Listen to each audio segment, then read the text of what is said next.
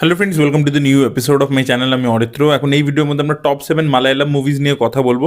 সব থেকে প্রথমে কিছু স্পেশাল মেনশন করে দিই, যেগুলো আমি টপ 7-এ রাখিনি, বাট ডেফিনেটলি মেনশন তো ডিজার্ভ করে, এতটাই ভালো ছবি হয়েছে। তো সেটা হচ্ছে অফিসার অন ডিউটি বলে প্রথম যে ছবিটা আমি রেখেছি এই লিস্টে। তো সেই ছবিটা কিন্তু বেশ ভালো, একটা মানে মেন স্ট্রিম থ্রিলার হিসেবে যথেষ্ট ভালো, একটা ফাস্ট পেজ কাজ রয়েছে এবং সেখানে যেভাবে ইনভেস্টিগেশনটা হয়, যে ব্যাক অ্যান্ড ফোর্থটা আমরা ক্রিমিনাল এবং পুলিশের মধ্যে দেখতে পাই, সেটা কিন্তু বেশ ভালো ছিল এবং ছবিটা বক্স অফিসে হিট হয়েছিল এবং ওটিটিতে আসার পরও কিন্তু একটা ভালো রেসপন্স দেখতে পাওয়া গেছিলো। আপনারা যদি অফিসার অন ডিউটি না দেখে থাকেন, অবশ্যই চেক আউট করে দেখুন। দ্বিতীয় যে ছবিটা সেটা হচ্ছে কদিন আগেই আমি রিভিউ করেছিলাম, অ্যাকচুয়ালি জি5-এ কদিন আগেই এসছে। সেটা হচ্ছে Dominic and the ladies purse বলে ম্যামোটির ছবি। এই ছবিটা গৌতম বাসুদেব মেনন, যিনি তামিল ডিরেক্টর, তিনি এই ছবিটা ডিরেক্ট করেছেন। তো এটা বেসিক্যালি মালায়ালাম শার্লক হোমস বলা যেতে পারে এবং ডিটেকটিভটার পোর্ট্রিয়ালটা খুব ফ্লড একটা ডিটেকটিভ দেখিয়েছে, মানে ডিটেকটিভটা একদম পারফেক্ট গডলি ফিগার একেবারেই নয়। তো খুবই ইন্টারেস্টিং একটা ছবি ছিল এবং মজার ছবি ছিল, প্রচুর কমেডি ছিল। তো আপনারা যদি না দেখে থাকেন, অবশ্যই Dominic and the ladies purse দেখুন। লিস্টের তৃতীয় যে ছবিটা আমি রেখেছি সেটার নাম হচ্ছে রন্থ বলে। অফিসার অন ডিউটির যে ডিরেক্টর, তিনি আর কি এই ছবির সাথে যুক্ত। তো তিনি এই ছবিটা বানিয়েছেন। তো মেকার্সরা সেমই। তো রন তো পুলিশ প্রসিজিয়াল, বাট খুবই ডিফারেন্ট একটা হাটকে টেক, খুব রিয়েলিস্টিক একটা পোর্ট্রেয়াল এবং পুলিশদের যারা পেট্রোলিং করে থাকে তাদের আর কি কীরকম লাইফ হয় সেই জিনিসপত্রগুলোকে দেখায় এবং লাস্টে একটা খুব ভালো শকিং টুইস্ট রয়েছে, সেটা বেশি ইন্টারেস্টিং। তো রন ছবিটা আপনারা চাইলে দেখতে পারেন। এবার আমরা টপ 7 মালায়ালাম মুভিজের লিস্টে চলে আসবো। 7 নম্বরে আমি রেখেছি যে মোহনলালের থুডারুম বলে ছবিটাকে। তো এই ছবিটা কিন্তু একটা রিভেঞ্জ ড্রামা ছবি, বাট রিভেঞ্জের ব্যাপারটা অনেকটা পরে কিকিন হয়। তার আগে যেটা ফ্যামিলি, মানে ফিল গুড ফ্যামিলি ড্রামা হিসেবে ট্রিটমেন্ট, সেটা বেশ ভালো লেগেছে। সেখানে মজার ব্যাপারটা ভালো লেগেছে। প্লাস এই যে স্টান্টম্যানদেরকে একটা কোথাও গিয়ে ট্রিবিউট দেওয়া, সেই যে জিনিসপত্রগুলো, গাড়ির সাথে মোহনলালের যে সম্পর্কটা ওর গাড়ির সাথে, সেই জিনিসপত্রগুলো ভালো লেগেছে। এবং তারপরে যেখান থেকে রিভেঞ্জ ড্রামাটা শুরু হয়, এটা মোস্টলি এটা অ্যাকশন বেসড রিভেঞ্জ ফিল্ম। তো সেখানে আর কি মোহনলালের অ্যাকশন ইত্যাদি সেগুলো দেখতে ভালো লাগে। থোড়াম খুব পপুলারও হয়েছিল ওটিটিতে আসার পরেও এবং সিনেমা হলে তো বিশাল বড় ব্লকবাস্টার ছিলই। ভিডিওতে আমি 6 নম্বরে রেখেছি পনম্যান বলে ছবিটাকে। বাসিল জোসেফ এই ছবিতে হেভি অভিনয় করেছে। ছবির বিষয়বস্তুটাও খুব ইন্টারেস্টিং ছিল। ছবিটা আনফর্চুনেটলি বক্স অফিসে সেইভাবে চলেনি, কিন্তু ছবিটার বিষয়বস্তুও খুব ভালো এবং বাসিলের পারফরমেন্স তো আউটস্ট্যান্ডিং ছিল। এর পরবর্তী আমি এই লিস্টে রেখেছি প্রণব মোহনলালের ছবি ডাইস ইরাইকে নিয়ে, যেটা একটা হরর ফিল্ম এবং এই বছরে আমার দেখা one of the best horror film. এখানে ডিরেক্টর কিন্তু একটা চ্যালেঞ্জ হিসেবে নিয়েছিল যে ভাই, আমি দিনের বেলা ভয় দেখাবো, আমি নর্মাল জিনিসপত্র দিয়ে ভয় দেখাবো।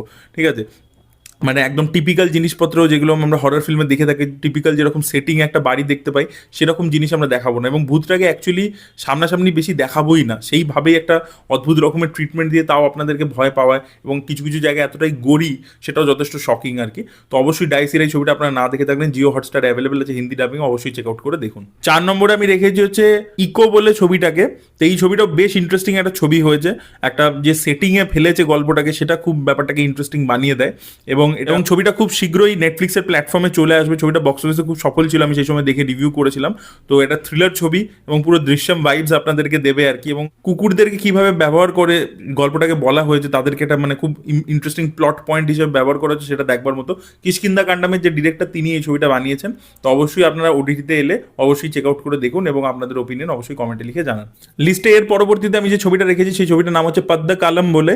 তো এই ছবিটাও জিও হটস্টারে অ্যাভেলেবেল আছে হিন্দি ডাবিং, আপনারা অবশ্যই চেক আউট করে দেখুন। এটা একটা গেমকে কেন্দ্র করে, যে গেমটা খেললে সোল সোয়াপিং হয়ে যায়। তো খুব ইন্টারেস্টিং একটা সাবজেক্ট এবং কমেডির মাধ্যমে প্রেজেন্ট করা হয়েছে এবং ছবিটা খুবই ফাস্ট পেসড একটা ছবি। টিপিক্যালি মালায়ালাম ছবি যেরকম টাইম নিয়ে আর কি স্টোরি টেলিং করে থাকে, সেরকম নয়। খুবই এন্টারটেনিং একটা ছবি এবং ইন্টারেস্টিং কনসেপ্টের উপরে দাঁড়িয়ে আছে। তো অবশ্যই আপনারা যদি পদ্মা কালাম না দেখে থাকেন, অবশ্যই চেক আউট করে দেখুন। এর পরবর্তী যে ছবিটা আমি রেখেছি, সেটার নাম হচ্ছে রেখা চিত্রম। আমার দেখা one of the finest police investigative thriller এবং এই সিনেমাতে ইনভেস্টিগেশনের সাথে সিনেমাকে যেভাবে পাঞ্চ করা হয়েছে, ফিল্মের প্রতি ভালোবাসা, একটা মেকিং, একটা ফিল্মের শুটিং, সেখানকার যে ঘটনা এবং এখানে যা এআইয়ের ব্যবহার করে ম্যামোটিকে যেভাবে রিক্রিয়েট করা হয়েছে, ডিএইচ করে তাকে যেভাবে প্রেজেন্ট করা হয়েছিল, সেটা দেখবার মতো ছিল আর কি। মানে অনেক বিগ বাজেট তামিল ফিল্মে যেরকম আমরা ডিএজিং দেখতে পাই, তার থেকেও বেটার আর কি হয়েছিল এখানে। এবং ম্যামোটির ছবির একটা শুটিং হয়েছিল, একটা 80s ছবি, সেই সেটে কি ঘটনা ঘটেছিল, পুলিশ সেটাকে আজকের দিনে কিভাবে ট্র্যাক ব্যাক করছে, সেই জিনিসপত্র নিয়ে খুব ইন্টারেস্টিং একটা সাবজেক্টের ছবি।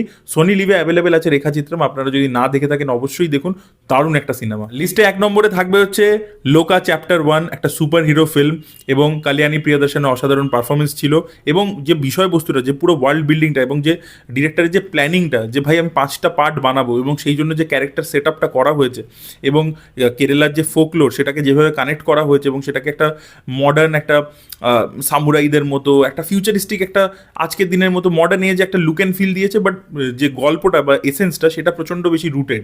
তো সেই যে একটা মিক্স অ্যান্ড ম্যাচ করতে পেরেছে এবং তার সাথে একটা অ্যাকশন হেভি, তার সাথে কমেডি রয়েছে, পুরোনো গানকে যেভাবে ব্যবহার করা হয়েছে, সব কিছু মিলিয়ে লোকা চ্যাপ্টার 1 আউটস্ট্যান্ডিং একটা সিনেমা ছিল। এবং এই ছবিটা আমি হলে দেখেছিলাম, রিভিউও করেছিলাম। আপনারা আশা করি এতদিনে সবাই দেখে ফেলেছেন। তো এই ছবিটা ডেফিনেটলি এবছরের বেস্ট মালায়ালাম ছবি এবং এই ছবিটা 1 নম্বরে জায়গা করে নেবে। তো এই ছিল আমার লিস্ট মালায়ালাম ফিল্মস নিয়ে, বেস্ট মালায়ালাম ফিল্মস যেগুলো আমি এবছর দেখেছি।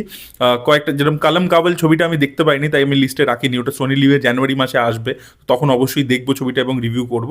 আর এছাড়া যদি কোনো ছবি আমার মিস হয়ে গিয়ে থাকে সেগুলো আমি লিস্টে ইনক্লুড করতে পারিনি। দেখুন, সব মালায়ালাম ছবি আমাদের এখানে রিলিজ করে না বা সব কটার ব্যাপারে আমরা জানতে পারি না। তো এরকম কিছু যদি হিডেন ছবি, মানে হিডেন জেম কিছু মিস হয়ে গিয়ে থাকে আমার তরফ থেকে, তাহলে অবশ্যই সেটা কমেন্টে লিখে জানান।